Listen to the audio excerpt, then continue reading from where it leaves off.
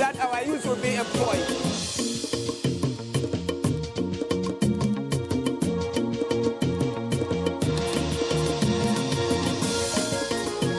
Many people that attend the church here can tell you. Service in Holy Rosa is in We are taking a canoe tour of the communities on the bank of River Niger in Keso.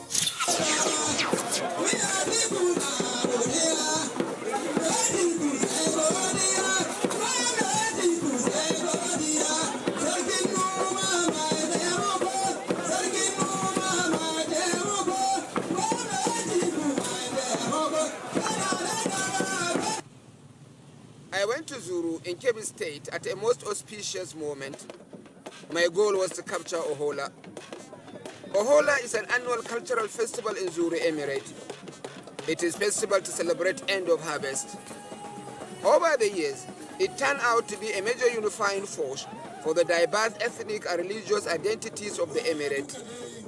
Every community in the 5 chiefdoms that make up Zuru Emirate come out in full force to the display of what makes them unique.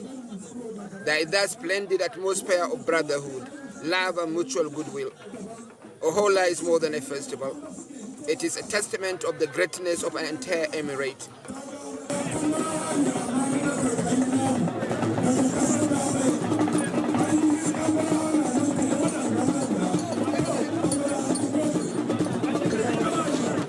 At the time I arrived Zuru for Ohola, Salah festivities marking end of Ramadan were still on.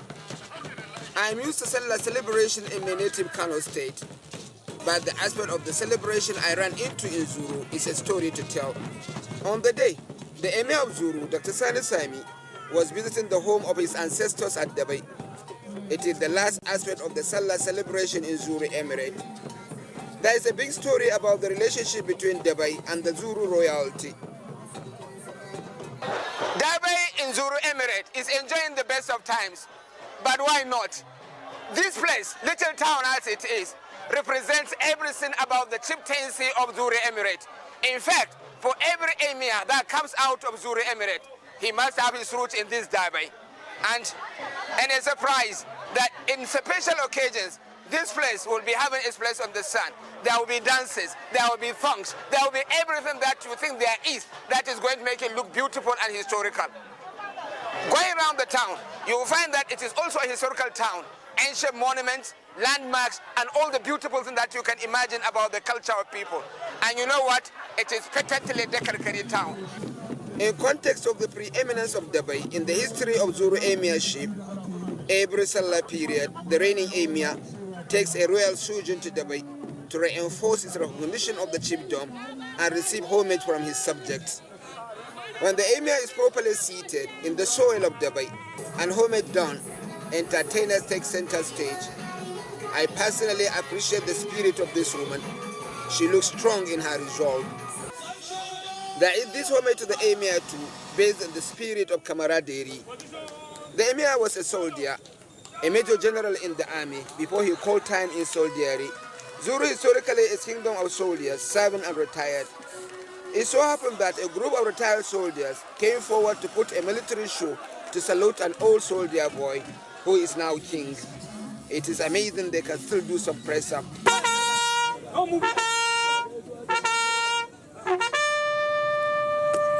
The entertainers on the day include court musicians. Yet, this group of youths at the time of their lives. Zuru Emirate generally is an agrarian society. They majored in the cultivation of cereal crops like sorghum and millet. Because of the communal nature of the society, groups gather to help one another in the threshing of cereal throughout this. This is the symbol of this dance.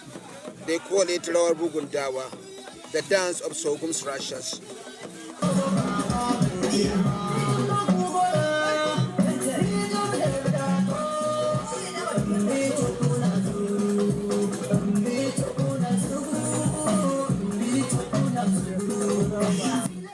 While the entertainment continues, I take a liking of the community of Dabai. The nature and architecture of their house this most show. They carve a picture of very ancient settlement indeed. I'm really enjoying my time at Dabai. I am captured by the architecture of the people of Dabai. Almost all of them Dakarawa.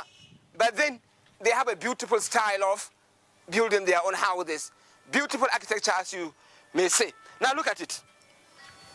Mud houses with thatch roofs. Perhaps many people do not know the beauty of this kind of houses. They regulate temperature more sure. When it is hot, they can be cold. And when it is cold, they can be warm. Just to accommodate you, to make you feel happy and good. But more than anything, there is that simplicity, which many people say is a virtue. Look, living in this beautiful kind of place. Hamis Zuru has deep insight on the history and development of this kind of houses in Zuru. Although this is a reconstruction, but it explains a typical Hausa Dakarkari household. This is the wall to the house. This is what we call Dikabu in Dakarchi, which is the traditional parlor. This is the sitting area, a water pot, and then a small storage facility for foodstuff. Okay. Now, if we walk into the house, you will see the huts are arranged according to the number of wives and children in the family. Oh my God. Okay, we can see it now. Let's go. For this household, this is the sitting area, the parlor. The stones here signify the kitchen where food is prepared. The number of huts, as I told you earlier, the main hut is for the head of the family, while the other huts belong to the wives and some children. Okay, how many wives can a man marry? Oh, as many as he can. It depends on the economic status and what he has, what he can produce as a farmer. Dubai has other features that gives it that aura of an ancient township. This concrete wall Mosho and the market square. The aesthetic value of Dubai apart, it stands as an epitome of the emirateship of Zuru. Zuru itself, as distinct from the entire emirate, is a place of some ancient religious practices that survive to this day. In Girmache, some 10 kilometers from Duru town, people from all over Nigeria and beyond still come to consult in an ancient shrine. It is the Crocodile Shrine of Zuru. This shrine was around for over 3 centuries. Its fire still burns. This village is the closest neighborhood to it. It has no more than 20 people. The shrine itself is sheltered in an environment rich in forestry and a running stream that seems to be there from eternity. On the day of our first visit, we set out with our chicken for sacrifice. You do not attend to this shrine, but with either a cockerel, a flower from any of the cereals, or a cigarette. These are the consultation materials. But we were denied access on this first day. We were viewed as intrusive, with no sign of goodwill. We had to go back. On the second day, we had a success. We sought out the community's village head, and he led us to the shrine. Now, this is an ancient shrine that has been thriving for the past 300 years. It has never stopped. It has a lot of beautiful things about it. The environment, of course, and the crocodile. But principally, what you find here is intervention. People coming, suppliers coming to find intervention or to seek intervention for whatever element that they have. But obviously, the supplication would have to be for good cause. They don't attend to anything evil. It is only something that will advance your humanity, something that will advance your life, for women who want children, for people who want prosperity. By the time we arrived at the gate of the shrine, there was a lady armed with her flower willing to go and seek answers for her problems. The gate is narrow and deep, through thickets. You stoop to go through it. You don't enter with your shoes, headgear, wristwatch or metals. How our camera was allowed, I can't explain. The crocodiles are a major feature of this shrine, thanks to the eternal stream. The place is over 500 crocodiles strong. This is a picture of the main consultation area. Only one person attends to a supplicant. The fact remains that this is a traditional setting. Requests are made in the local language Dakarchi. Do not ask me the deity they appeal to, but he must be versed in the language of Dakarchi. For every person attended to in this shrine, he is given a water from the stream to somehow bathe himself. On the day of consultation too, whatever he brought for sacrifice is spread on the back of the crocodiles. This woman brought flour, So the flour is poured on the back of the crocodiles.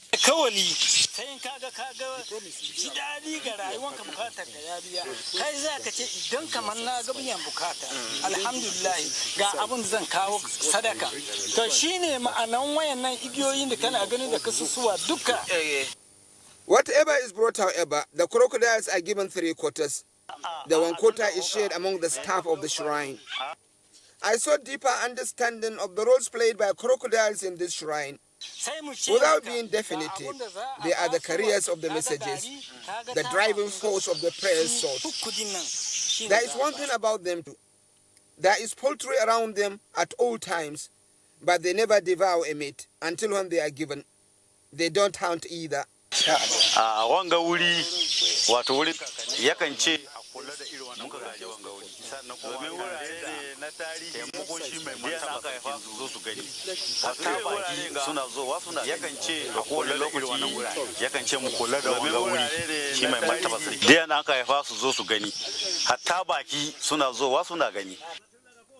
The workers in this place are inheritors of their parents. They learned their art from their parents. They scarcely have any other life, although some do say they do farm. Girmache is an amazing environment. Its memory does not go away. Still not far away from the main Zuru town, some 20 kilometers from it, there exists another community with a hard-to-believe story. It is Isgogo. This small community seems to be in a valley. It seems to be below sea level. Beautifully small and in a lowland as it is, Isgogo was once a major slave market. The history books are there. It was a major slave depot during the transatlantic slave trade. The local community took me to the depot and had materials from the period to show. As the history, we made it there. You keep it as a historical document? It as a historical document. These are cowries they use as money then. So you buy slaves with the cowries? You buy slaves with the cowries. Isgogo is a surprise package. Looking from the perspective of its slave business, it is an isolated community deep into the hinterland with no water background. How it was a serious player during slave trade is a mystery. This place is historical, but requires management. The site of the slave depot is credible, yet inadequate to provide deeper insight on the story of the period. Those materials brought from the period cannot make an exhibition or a museum. It is not denying slave trade happened here, though. It is about history being lost. I marvel at the architecture of the slave depot, though. It is different. The last time I have been to any significant area to see that stone is what is the tool used for building was when we went to Shukur in Adamawa State, in Madagali local government area of Adamawa State. That people were hill dwellers, and on top of their hills, most of their architecture is with stones. The people of Isgogo, they are people in fact living in lowlands. But lo and behold, look at what they have. I wonder, when do they start it? What is their resource? What are their inspiration? Isgogo community actually built their houses in stones. These traditions has been on for centuries and is still not lost on the communities. Another thing that really captured my imagination in Isgogo is the fact that although they have water boreholes and wells as well, they have rich underground water, which they preferred.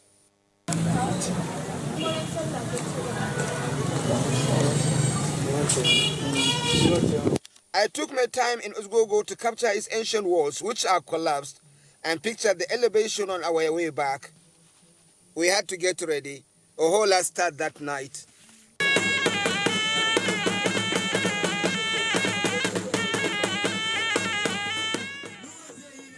The people of Zuru Emirate may have different things that unite them. Nothing does so, however, more than the festival of Ohola.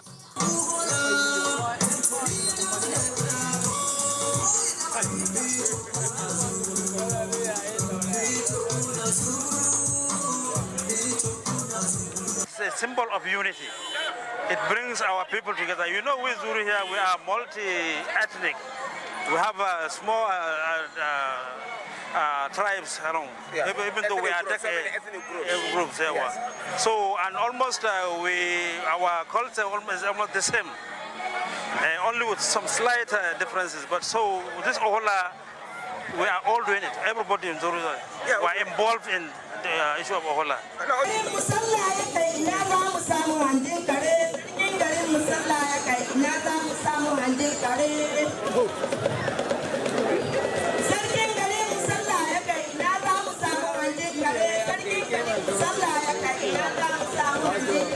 Zuru has been one and has been a key uniting factor even to the Federation of Nigeria.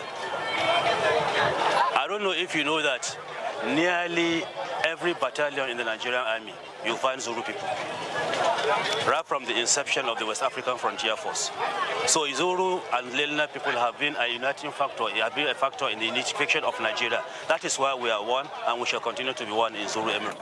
Ohola is culture at its purest expression. It expresses the various diversities of Zuru Emirate. It is splendid and thematic.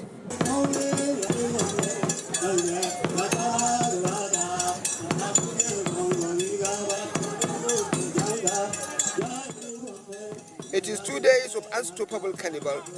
Zuru Emirate enjoying itself and overwhelming its guests with the beauty of its cultural diversity. The festival begins with a gala night. Ohola made a thoroughfare of a moonless night to the late hours of the night.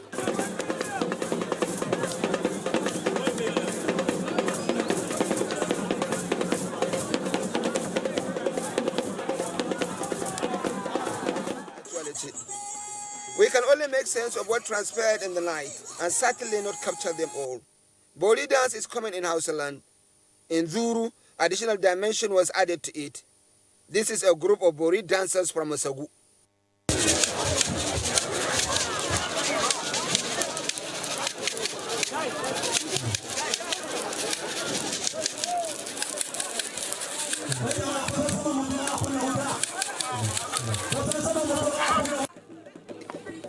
The night was a mixture of traditional dances and modern singers. Some of these modern singers actually thrilled the audience. There was really no stopping the entertainment of the night. I stole myself out of the arena to prepare myself for the main event of the day. Since early morning, Zuru Township was overtaken by the spirit of culture.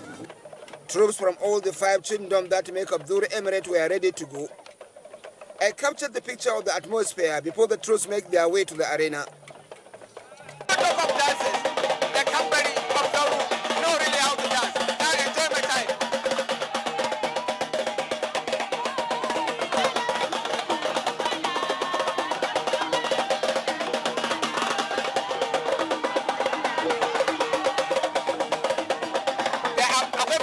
In time, all the teams staged a magnificent march past, every chiefdom led by its chief.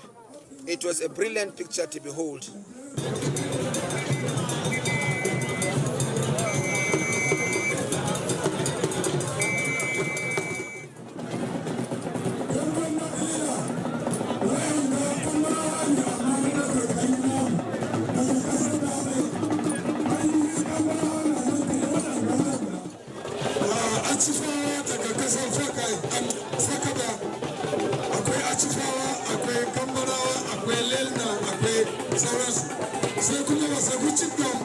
Fine. After the march passed, groups were given platform to display across chiefdoms. One common performance were there the 2 dancers. All the chiefdoms have these dancers. It is elegant by all means. It has a story too. By tradition, any girl that appeared in here to dance before the following year should be a married person.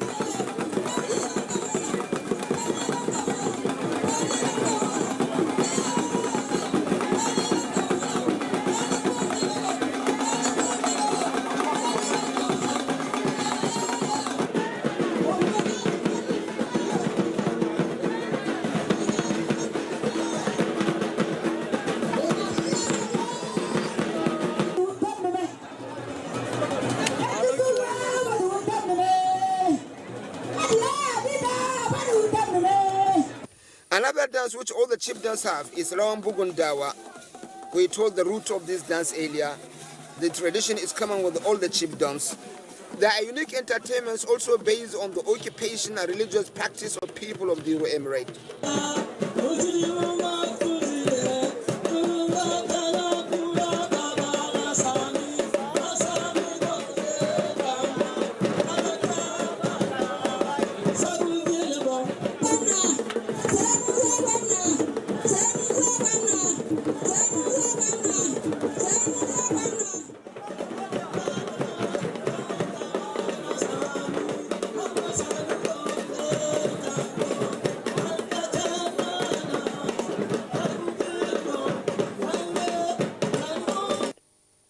With all this lavish display of culture, how can Nigeria harness these potentials to the betterment of its people?